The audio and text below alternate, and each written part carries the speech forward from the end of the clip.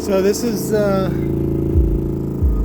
Brandon's 15 B-Rad.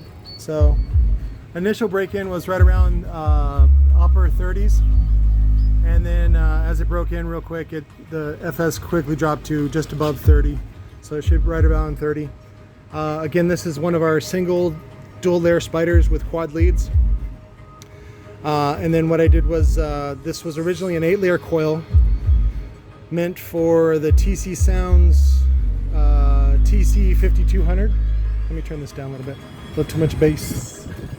This track, by the way, is Universal Sunrise by Cell Hanging Masses.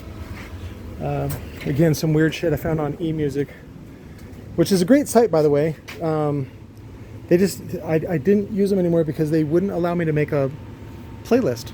So they might do it now, but basically SoundCloud has taken the place of what I used to use eMusic for, which is fucking SoundCloud is the best, man. You can make your own playlist, share it with people, and for the most part it's free. There are upgrades, but anyways, this is the 4x4 15. Had an 8-layer dual 1 ohm, which was bifiliar, so it's quad 2 ohm, and I went ahead and removed 4 layers. That was that post on Instagram of all that wire. I had to go through and do that, and so anyways, this is Brad's. He killed the other one, which was it was a purple translucent purple frame that I think had a quad stack version of it was the Dub 7 motor, which is the 3.5-inch coil that was used by JL Audio, which I'm all out of now, by the way, and I have to actually buy coils from lower to base, which is fine. But this one was the, again, quad 2 ohm, also known as dual 1 ohm, which I had made, over 10 years ago now. And that's what's great about a lot of these electronics is they don't age. So you keep them in a safe, dry place, and they last for basically ever. So quad stack, basically about a 400-ounce motor-ish. I forget what the total was in ounces. My scales aren't real good as far as that accuracy for that kind of weight. And then what I did was so I took off 4 layers, so it ends up being a dual 2, and then I wire those 2 coils in parallel to get a 1 ohm load. And then I run each lead out so that each positive now has 4 leads. So the likelihood of these burning up is very, very slim, mostly because it will not put up with your abuse. The weak link now would probably be the thermal mass of the coil. And if you exceed the thermal mass, the thermal capacity of the coil, then you're basing wrong. You're doing it fucking wrong, and you're a dick. So that's how that goes.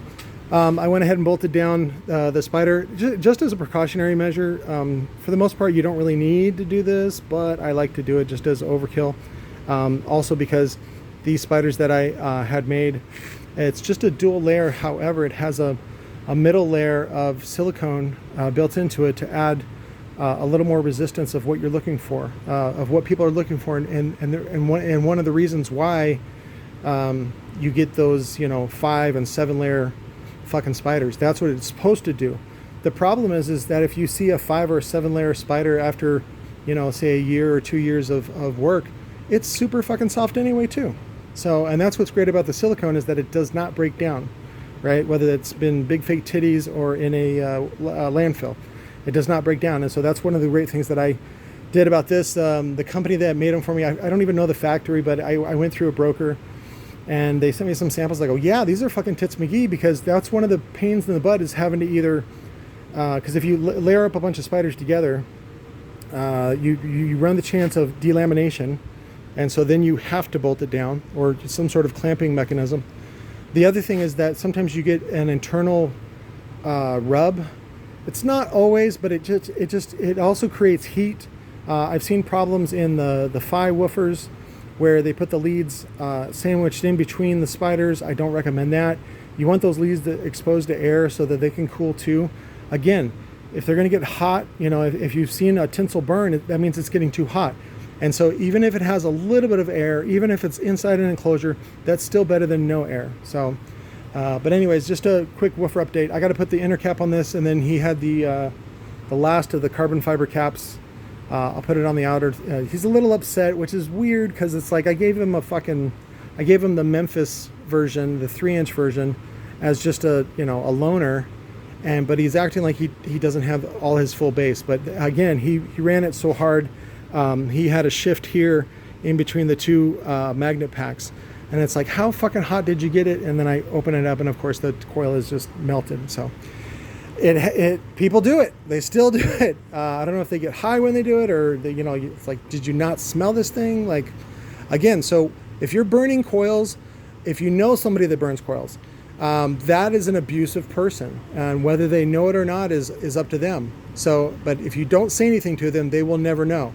And then they end up being a fucking 35-year-old yelling at me and having a tantrum because I set their gains, and because no one's ever told them no before. So tell them no very quickly. If you find a burnt coil, tell them they're an idiot. Okay, that should never happen. And people laugh at me when I say that. I'm like, if you never abuse your woofer, it will never burn. That's a fact, right? Just like if you never abuse your daughter, she'll never end up being a stripper. See, that's not true, because some of them girls they like to be hoes, they like to be strippers, they like the attention. So that's what happens, especially when they're cute. It fucking ruins them. And again, if you don't call them out on their shit, they end up as maniacs. And you can watch any of those reality shows, Bridezilla or My Sweet 16, any of those. And again, those are cute girls, or even just ugly girls with rich dads that have never said no.